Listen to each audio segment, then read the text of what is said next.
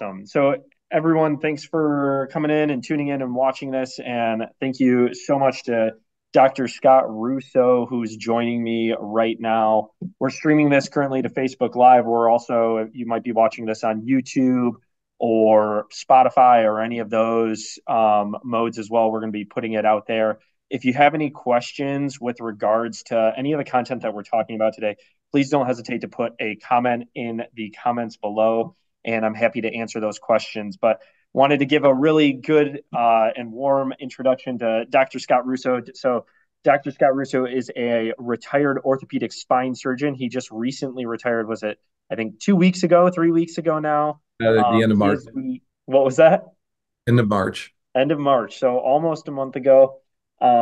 He is the owner of Recover Health, and he has an amazing story to tell. So Dr. Scott Russo, how I met him, he actually did my back surgery. So we're coming up on a year. So my back surgery was May 19th.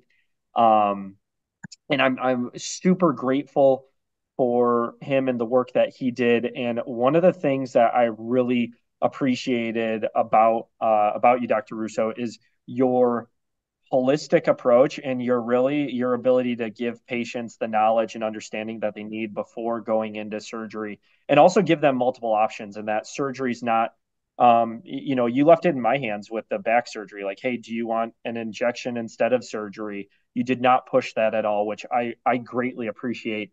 However, I knew that was really my best outcome, and or the what I needed the most, and really what's given me the relief that I need to get back into my life. But we're here to talk today about how to, let's hear about your story, and then we'll get more into how to someone, regardless of whether it's spine surgery, knee surgery, shoulder surgery, whatever it may be, how recover health and how to get the best possible outcomes with regards to their nutrition, their mindfulness, and exercise. So tell us a little bit about yourself.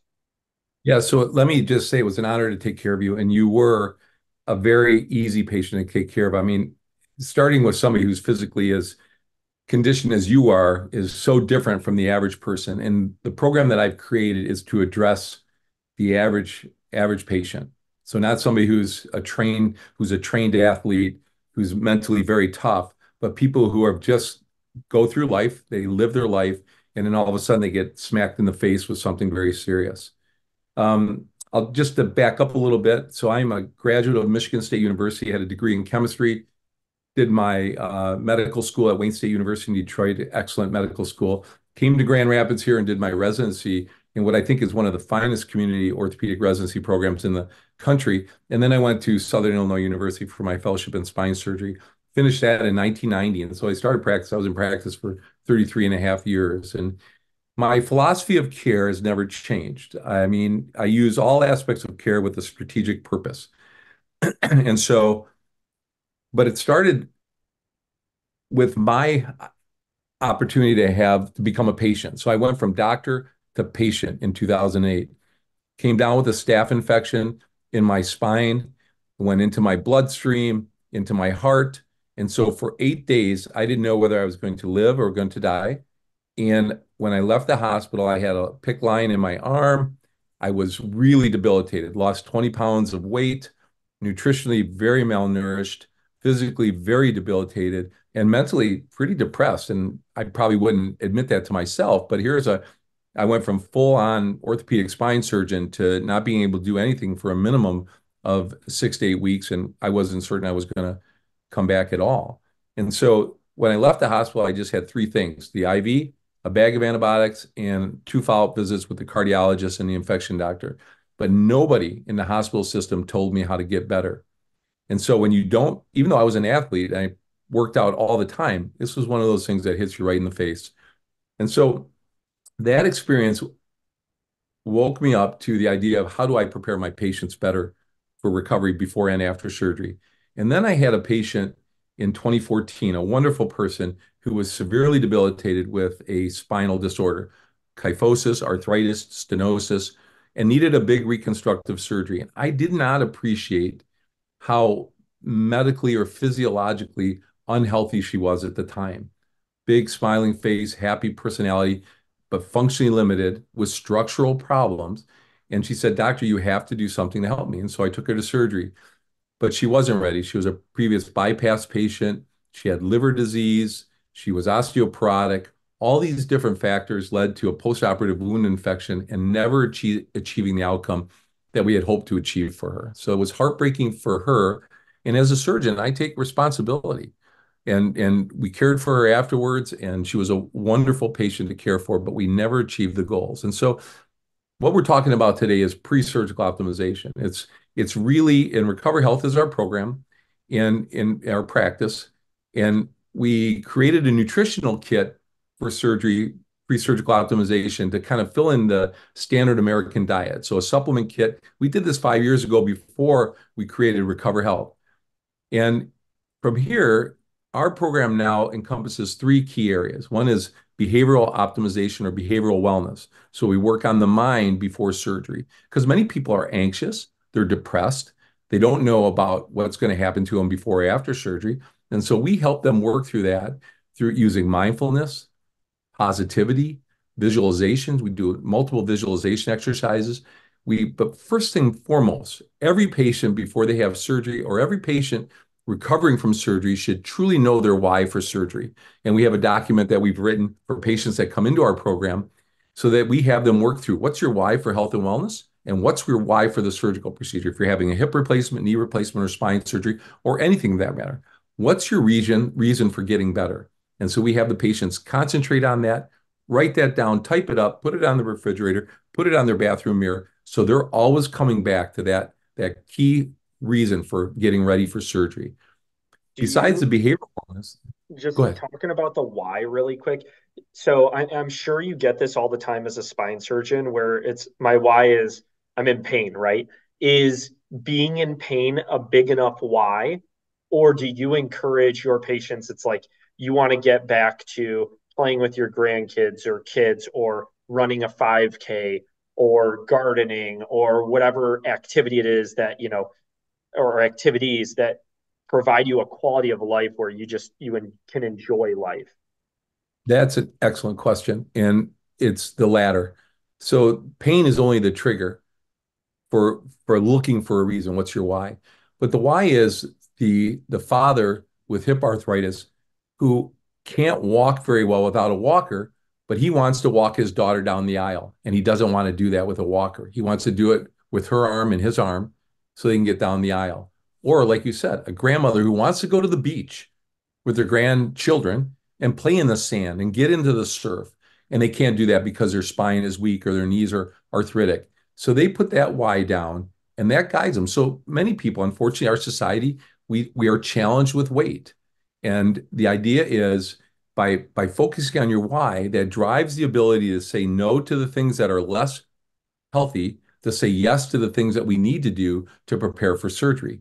We know that if we get patients prepared before surgery, they have lower complications, wound healing, they have lower failure of total joints, they have a better attitude, their immune system's stronger, so more likely to recover without a complication like infection or heart attack or something along the lines of that. So those are the goals that we're doing, but the why drives the behavior. And the most important thing is that behavior can be driven then after surgery. So people that start and they embrace this process 1 year, 5 year, 10 years down the line, if they continue those behaviors that they've spent time learning, training in, then they ultimately will have a much healthier lifestyle, need less medications, less involvement with the healthcare system, and more independence or autonomy of life. So that's really important. As part of our behavioral wellness, we help patients create a social support group, things they don't think about. We help them ideally plan their night before surgery. I do a visualization that has them go from home to the hospital, to the operating room, to the floor, to home. So everything they've done before they get to the hospital, they've done in their mind. And the most important thing is they've won in their mind. Like we always win in our mind first before we get into the battlefield of the operating room. So that's just one way of looking at it. So besides that, our program has a dietitian. That dietitian brings a patient into the nutritional piece of our program, talks about what their nutrition needs are after surgery. It also talks about where they are nutritionally beforehand and works on a nutritional optimization program that maybe rights their weight, helps them work through that. So they go through. We do things where we teach them how to go shopping, have different behaviors that we help them work towards, so that they have the skill set to have the best clinical outcome. And then the third piece of it is very, very important, is what you do as a profession, the physical therapy piece. We ideally want the patients to come into therapy and have eight or so visits beforehand. And as part of the therapy approach, it's physical strengthening, aerobic conditioning for heart and lungs, balance training so the patients don't fall after surgery, flexibility because flexible patients just feel better, and then functional activities.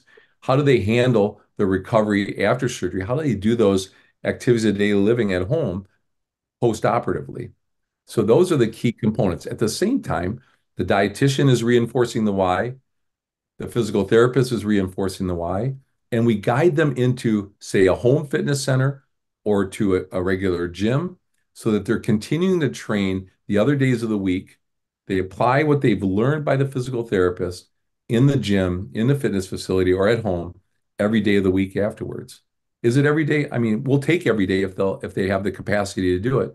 But if not, we'll take what they can give us, because everything they do will be better for them in the long run. Right. Yeah, I love that. I think mindfulness and having a positive mindset is huge, and being able to visualize, hey, what does it look like going into the surgery? Because as you know, as a patient, it and I know it is scary, going into that operating room. You don't necessarily know, and you hope for the best possible outcomes. But I think hoping is one thing, and we all got to play our role. So as a patient, hey, what is everything that I can do to set myself up for success and to help set my surgeon up for success? Because there are things that are on the patient, and then there's things that are on the surgeon. When it comes to the patient too, fueling your body, not only then, so with the mindfulness and doing those things, but fueling your body with the right uh, nutrition and fuel for the body to recover. What are some, if you had to pick a couple key points that you recommend to people before and after surgery, what are the key things when it comes to nutrition that someone could do? Yeah, so I think, I mean, obviously the Mediterranean diet is probably the best diet out there from a research standpoint. So, and basically what we're talking about is lean meats, fish as a baseline for the omegas, but also grains, so healthy grains. But in most important is the vegetables, so non-starchy vegetables and low glycemic fruits, apples, oranges to some extent, high vitamin C, things that will enhance that. But getting on that really super diet beforehand, eliminating processed foods. So that's the diet piece. And Mm-hmm. also that combined with exercise will facilitate weight loss, but also start to power the body better. We try to educate the patients on how they're fueling the body. It's not just taking food in, but what are Right. you taking in that's going to drive your behavior? So before surgery, after a person works out, they should be getting some form of protein into their body, right? 20, 30 grams, something in their body after an exercise goes right to the muscles, helps them recover, helps them get bigger so that when surgery beats them up, the muscles stay strong afterwards. There's always a gap though, and that's why we created the nutrition kit. The kit is 7 supplements, and it's a multivitamin, multimineral phytonutrient, as complete as anything on the market, very, very complete. Essential fatty acids for vascular and heart health. We do amino acids, so concentrated amino acids that go right to the into the body, into the muscles after exercise, before surgery. We also have a prebiotic fiber that lessens the likelihood of antibiotic-induced diarrhea after surgery. We also combine that with a synbiotic, which is 3 additional fibers and 7 probiotics, again, for gut health. We're finding out more and more now that the gut itself is beneficial to the immune system and links to so many aspects of our health. We also use a digestive support. It's a enzyme acid combination that we take right after a meal. We really encourage a full meal. Shouldn't be taken with somebody who has an ulcer, but it goes into the stomach and secretes acid and enzymes to help break down the proteins, so those proteins are better absorbed. And also it goes and helps B vitamins be absorbed. So many patients are on blockers of acid or antacids, H2 blockers, proton pump inhibitors, those different medications that suppress that. So by taking something right when you eat, works on the food that's in your stomach at that time. So I think that's really important. And then ultimately, we have a liquid vitamin D, a fat emulsified vitamin D that's better for absorption. And we bump it up to 6,000 units a day, which is on the high side, no question about it. We want to make sure that we top it off. We only do that for we start the supplements 3 weeks before surgery. We go for 2 weeks, so it's a month worth of supplements and about a half year's worth of vitamin D. So we start 3 weeks before, go for 2 weeks, stop, hold it for a week before surgery, which is what the hospital's expectations are because of concerns for bleeding. Very, very rare, but they have their point, and we understand it, we respect it. And then start up right after they get home for another 2 weeks. And then after that, we ask them to take the vitamin D down to a normal amount between 1,000 and 2,000 international units a day. So that's how we fill in the nutrition gaps with supplementation. Yeah, I think that's great. And yeah, from the some of the research that I've seen, right, it's like you really need to treat surgery as an athletic event, right? So making sure you're getting enough protein, a good amount of carbs before you're almost like carb loading before to help prevent that muscle atrophy that is going to occur. And the more you can limit that, though, the better outcomes you're going to have. And then supplementing the body with the correct supplements, such as the fish oil, the vitamin D, the vitamin C, to help with collagen and repair and all of those things. Super, super important. And no one's, one thing that I love that you're doing is like no other surgeons that I know are really talking about this stuff. They just, and just the healthcare system in general. I'm not going to just put it on surgeons. I'm just going to PTs even like the only reason that I talk about it is because when it came time for my surgery, I'm like, shoot, like no one's told me about nutrition. No one's told me about what supplements I need to take to have the best outcome possible for my surgeries that I'm going to have. So I looked it up, and now I use that knowledge though to talk to other people. I'm like, hey, um, I'm sure I don't know if you've done your research on this, but you need to do A, B, and C to get the best possible outcomes, and not just cross your fingers. Yeah, Um, it's common. It's very common that I mean, it's surgeons, they might talk about it a little bit, but to understand it and do it in a completely holistic way that will change the lives of patients, it's really not available out there. This is really the only program that I'm aware of, at least in our area here, and that really focuses on the holistic part of the patient. We're not medically clearing the patients. We're not taking the patients away from their primary care doctors. We're mhm, just part of the team, right? yep. There's a surgical team, there's a prehab team, which encompasses physical therapy, the dietitian, and then the behavioral specialist or the surgeon, myself, retired surgeon. And then there's the primary care team. So working together, though, I think we can change lives in a very unique way. I 100% agree. When it comes to, fitness and exercise, you mentioned physical therapy is a big part. Should people be doing physical therapy before surgery? Honestly, I think it can kind of depend. But and then you mentioned kind of helping people at their capacity as far as like exercise. What do you recommend though when it comes to exercise before and after surgery? Should there be a rest period right away? Do they rest for 24 hours, a week, a month? Because some people, right? I think you have two extremes. Like me, for example, if you were to tell me like go and do whatever you want right after, I'm hopping on an exercise bike maybe that day after surgery or 24 hours later. If you tell me it's okay, you have someone else. It's like, I need to rest, and they think like a month, 2 months, 3 months of rest and not doing anything is appropriate. What's your answer there? So I think post-surgery, I think the surgeon has to guide the patient.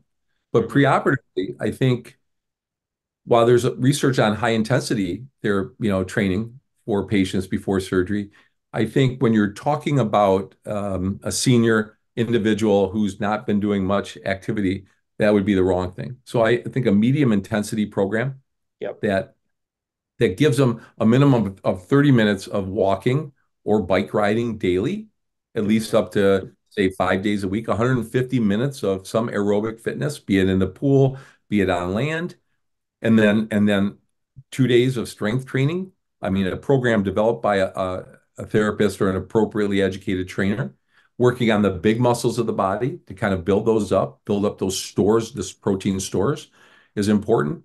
And then I think practicing flexibility, just having somebody stand at the counter on one foot and practice doing on one foot, a senior, again, under the guidance of a therapist, they do the training beforehand, maybe balancing with one finger on the counter. So working those little activities into the day. Same thing with banding exercises. So they're doing something. If they can't do weights in the gym, do banding exercises 2 or 3 times a week, or I'm sorry, 2 or 3 times a day.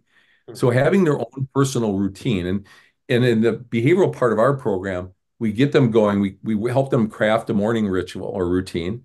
We help them craft an evening routine. So, and we focus on their sleep too. What do we need to do to get their sleep optimized? Because that's part of the healing process. It's also, we know that when somebody doesn't sleep well, then they have a tendency to gain more weight. They have a tendency to, eat whatever they want. So they lose that resiliency in their bodies. So I think beforehand, I want patients exercising right up to the day of surgery. I don't want them doing high intensity. So you're absolutely right. An elite athlete wouldn't probably be beneficial to do high intensity, run a marathon the day before surgery if they're having their shoulder operated on. That wouldn't be a good idea. But I think using good judgment, keeping the body strong and flexible right up until surgery is not unreasonable. Yeah. Yeah, I completely agree with that. Um, yeah, I think maintaining your fitness, again, treating it like an athletic event. So even doing something light the day before of you're getting moving, you're not just sitting around, you're prepping your body to undergo this operation and then repair. And then, giving yourself a little bit of time to rest, but then having some sort of moderate and keeping in mind though, so if you're someone who likes to push yourself, keeping in mind you just had an operation done, we're not hitting PRs. Let's go low level to start, and if it feels good, then we can slowly start to bump it up. Maybe that means we're going for a walk, or we're just doing the bike a little bit, or we're getting up and walking room to room a few times. Because at the same time, yeah, if you just sit there and you're just going to lay in bed all day, there is a time for that, but oftentimes we can do. Again, it depends on the person, but we can do a little bit more, um, but keeping in mind how much we're doing. Uh, we don't want too Sure. little. We don't want way too much. That's for sure. Absolutely. I think the other thing to take note of is the healing aspect of nature. So if we're going for a walk outside when the weather's very reasonable, even if it's cool, the fresh air that you get is part of the healing process. Just walking in nature and walk as part of your walking experience is an outstanding thing to do. And the other thing is do it with somebody that you have a relationship with. Somebody that social connectivity is Mhm. part of the preparatory process and it's also part of the healing process afterwards. So look at yourself as a whole person. Don't settle for what you see on TV and anything like that. Really take charge of your health. That's the point of the whole program. Know your why, have your surgery, get ready for your surgery, have your surgery, get home and get busy getting healthier. Awesome. So you mentioned, kind of going back to the supplements. You mentioned there's the vitamin D, the amino acids. Um, did you mention you have a protein powder too that you guys recommend? Is that a part of your kit with the seven? We have a protein smoothies that Yep. are a combination. They're good for weight loss, but they have 20 grams of protein in it. And that's at nutrifuelnutrition.com. That's an Nutrifuel, the word nutrition.com. So we have different flavors, and that's good for both weight loss, meal replacement, but at the same time, post-workout, it's an healthy adjunct. So we have that. But I think we have the nutrition for gut health, nutrition for recovery or preparation for surgery. So that's the important thing. I mean, just getting healthy and before surgery is critical. Hmm. And then, so I'm just curious when it comes to, being a spine surgeon, what are you seeing and what do you kind of recommend to your patients as far as like getting back to that level of activity and feeling, um, 100% or close to 100% as possible. What's that timeline look like? Obviously, it can vary if you're, I'm sure, like a fusion versus, with me having like I had a microdiscectomy and hemilaminectomy, the how big it was, but um, are you telling people on average like a month, 3 months, a year? What's your thoughts there for people who are wondering, hey, how quick before I'm feeling 100%? Yeah, so it depends on the patient, obviously, and their degree of mental toughness and desire to get back. I think after a micro disc, I mean, you're walking right away, you're eating healthy. I usually say when a person can walk fast, they can jog. When they can jog, they can run. I usually minimize any type of heavy manual labor for the first 6 weeks or so after surgery, just to protect them, let that tissue scar in. If you're talking about a fusion, there's a longer period of restricted activities. I mean, if you're somebody who does a non-labor job, you could go back to whenever the pain allows you. If it's a non-lifting job, more mind work. But if it's a heavy lifting job, it's going to be roughly 3 months for your fusion to heal, and then we're going to make sure that your core is very, very strong, your arms and your legs are very strong, and that's why preparing beforehand, I believe, facilitates your recovery afterwards. And then if you're having a big deformity surgery, depends on the nature of that surgery. If you're going from your upper thoracic spine to your tailbone, you're probably never going to get back to lifting that in the manner that you did before because your spine is so restricted. So again, we focus on just total body fitness and good control of the core, and that's 6 weeks or 6 months to a year recovery, where you're feeling like you're normal again. Yeah. Yeah, I think that's those are definitely some good guidelines. Um, I think with a lot of people, I tell them, I tell people any surgery you're looking at really about a year as far as feeling really, really good, and close to 100%. You're going to feel really good at a month, 3 months out. Absolutely. However, just keep in mind, for example, if you were an athlete, and like in my instance, I'll just give my own example. I had been dealing with the pain and really hadn't lifted heavy from, we'll say, November, because I had a surgery for an umbilical hernia repair in December. From November until and then I had that repair in December, and then I saw you in May. So I had like 6 months there of like no heavy lifting, and then I've got to let the body heal. So it's like I'm still finding that, hey, I'm slowly ramping it up and just being cautious with it. So your pre-fitness, like if you were lifting PRs right before, you're going to be more likely to get back to that level fairly sooner than if it had been 6 months before your surgery date or a year before your surgery date. Because now it's been a year since you've lifted heavy, right? And now you've got to let the body heal and go through that. So yeah, I think it all kind of depends on, hey, how long was it between your issue and the surgery date, and then even going from there. So a Yeah, year for you, usually is what six, I tell 7 months people. is a long. What was that? For you, 6, 7 months is a long time to be, away from the training that you're used to. So you really started off pretty debilitated compared to what you were used to Oh yeah. and where you Oh are yeah, my now. my clothes were like all baggy because I'm like just losing muscle mass. I'm like, and I was never like a really big guy, but oh man, that was rough. And uh It just looking at messes with myself in your the head, mirror, like right? I have a lot of work to do. I remember Uh, you saying too, like I came in the one day and you're like you've lost a bit of muscle mass or whatever. I'm like, oh yeah, yep, I know.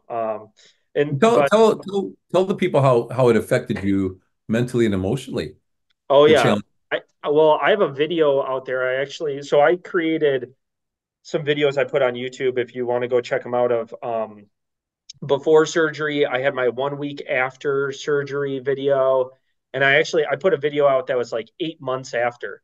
And the emotional aspect, it was very surprising because I told my wife, I was like, yeah, I'm gonna go make a video really quick. People wanted an update on YouTube and stuff like that on my spine surgery. People were asking, and so I need to finally make this video. I'd meant to make it at like 6 months. And I got like just talking about my story, and I got choked up and like started like getting emotional and like crying just talking to a screen. It's I wasn't even talking to anyone, I was talking to a screen, but all of those things were hitting me like right then and there because I was reliving it. I was reliving that was the hardest time in my life by far was what I had to deal with my back because I couldn't sit, I couldn't stand. I'm used to being, like you said, the athlete as far as I've ran marathons, I did CrossFit, I play hockey, I do golf. I'm always on the go. And that brought my life to a complete halt. Um, I mean, as a physical therapist, I'm supposed to show people how to get better. And to me, I told my wife too, I'm like, I feel like a failure because like I'm having to go through surgery. I can't even get my own back better. But it was humbling to me, and yet I'm grateful to have gone through it because I can relate to people. You know, I tell people when it comes to backs, 90% as far as herniated discs, 90% of people are going to get better within 6 weeks. If we're not better within 6 weeks, though, we need to consider like some other Right. outcomes, and we have surgery for a reason. And so knowing what your resources are, and how to again get back to the quality of life that you want to live is super important, and having a provider that's going to be able to connect with you with that is super important.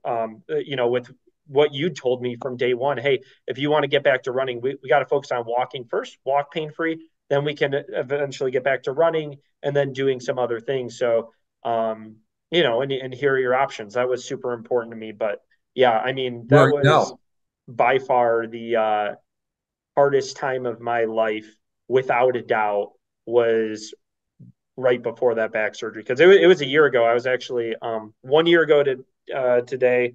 I think I'd gotten back. We went to California for a wedding, and I decided I was going to tough it out with this back pain.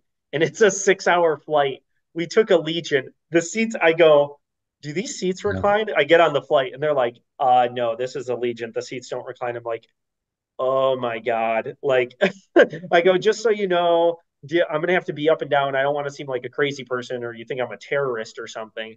But like, I couldn't even sit through a mass. I couldn't sit on an airplane. Like I forced it, but we got out to California and then we drove to like Griffin Observatory. I laid in the back of the car for the majority of the Griffin Observatory thing because my back was so flared up. I did a quick walk around, went back, laid in the back of the car because that was the only way to get relief. There was no quality of life.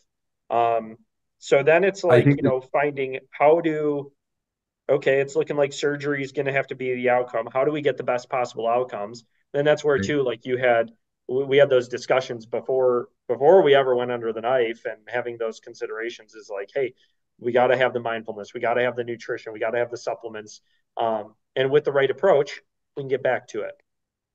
Yeah, you were one of the few patients that I really wasn't worried about from those aspects because of your background.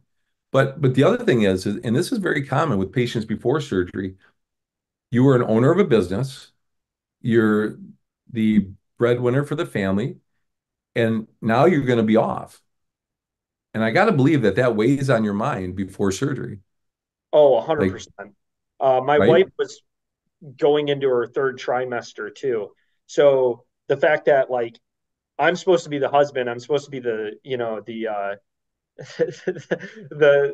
in my mind anyway, right? Like the male who can help do the lifting and help with the pregnant wife and everything like that. And here she is, she's helping me. She's having to do the lifting. I'm having to have friends come over and help out with certain things around the house and that kind of thing. And um, yeah, I don't accept help like that well. So that for sure played a role in just my mental state. And yeah, there was definitely some anxiety and probably depression around that and stuff like that. But ultimately, though, I'm in a much better place than I was a year ago. World's difference. Yeah, and I'm very appreciative of that fact. I think it's just important as a surgeon to recognize those aspects of the needs of your patients and what they're going through. And it's important. And that's where in our program, we're not the surgeon, but we have that conversation. And Mm-hmm. so when we have that conversation with patients, I'll direct them to talk to the surgical staff, talk to the nurse or the medical assistant of the doctor, and share with them your concerns, right, before you get into the operating room. Because I know as a surgeon, one of the things I never wanted to hear the morning of surgery is, and a family member I've never met before walks in and says, "Doctor, does your patient really need this? Does this patient really need the surgery?" Not the morning of surgery. Of course, we wouldn't have anybody come to surgery that didn't need the operation. So those are the conversations, the critical and crucial conversations you want to have well in advance of the day of surgery. Because when you come into surgery, you want to have everybody, like we talked about, rowing the boat in the same direction. Everybody's on the same page. And as a patient, you're ready. You know the anesthesiologist is ready, the OR nurse is ready, and your surgeon is ready. So those are the things that, because I know as a patient, my patients are ready when they come if they've gone through the program. You mentioning that brings up I have a friend who he was undergoing shoulder surgery, and I helped him a little bit with his physical therapy beforehand. He did all the exercises, everything like that. And it just came down to him like, I really think shoulder surgery is going to be the best outcome for you. I think you're going to get great results. Here's the surgeon I recommend you go see. And so I lined him up with the surgeon. Came to their day of surgery, and his wife, she's a PA as well, and she texts me. She's like, "Hey, Brett's having a this person is having a Yeah. really tough time Yep. with this. Do we need the surgery?" And so he and I don't blame him for having this mindset of like, you're about to undergo it. There's no one doing the surgery once you have it done. Do I really need to have this? So I got on the phone with them and was just like, help to calm them down, and just saying, hey, like, Yeah. we've done everything that we can. Absolutely, you're going to be so much better going and having this done and having the quality of life that you want to have with the sports you want to do and everything.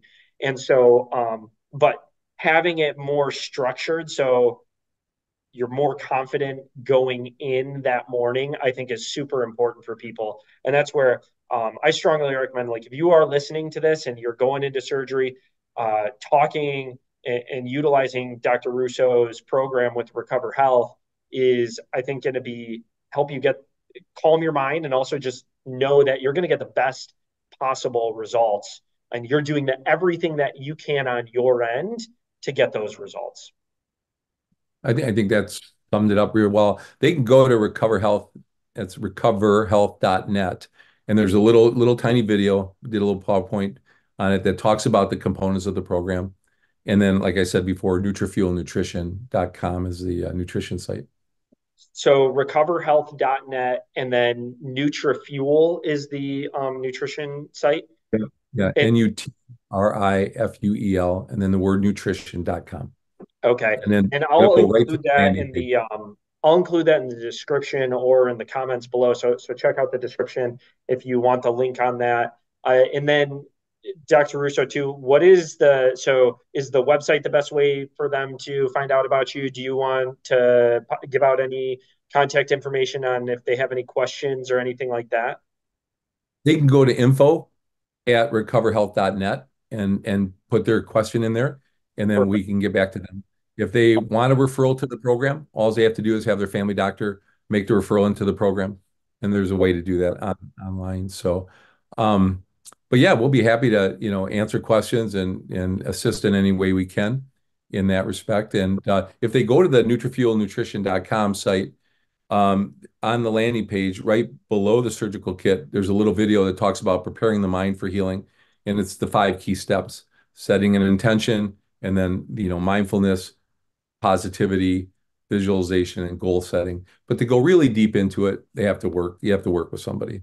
So Yeah, absolutely. So, if you're a patient, check this out. If you're a provider too, because I am friends with a lot of providers, I'm going to be recommending them towards this because I know they have their hands full, and so to be able to then make that connection for their patients to you, I think is great. So I'm going to definitely be connecting you with some more people. I've thank you. connected you already with some.